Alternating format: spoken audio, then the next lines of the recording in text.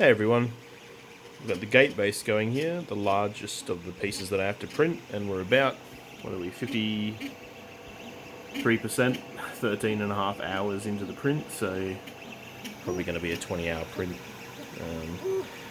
The time doesn't seem to be linear. I think once it reaches a certain point, once it reaches about halfway through these things, a bunch of stuff no longer needs to be printed, like supports and what have you.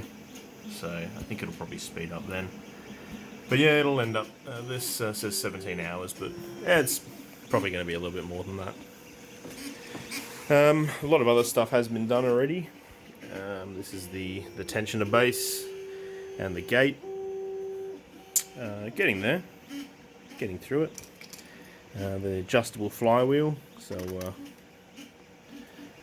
alright, focus.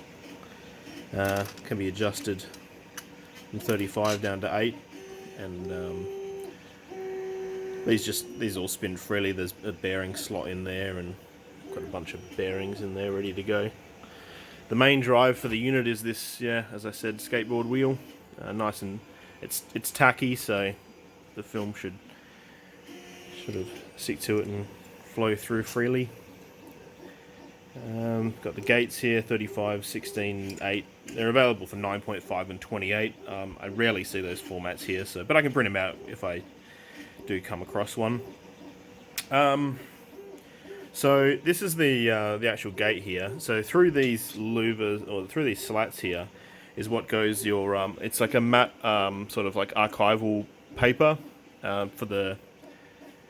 to dissipate the light source, and on the back wall here is where is glued the LED strips. And around the corner here, this is quite clever.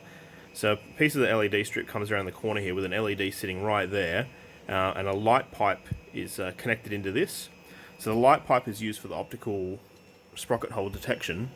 So the light pipe is comes into this unit here, and the film flows through here. It's going to be almost impossible to see because of the focus again, and just because it's very small. But it senses whether there's film there by using this light here to shine through, and then out and to a photo cell in here. Very clever, simple but clever design. So we're getting there.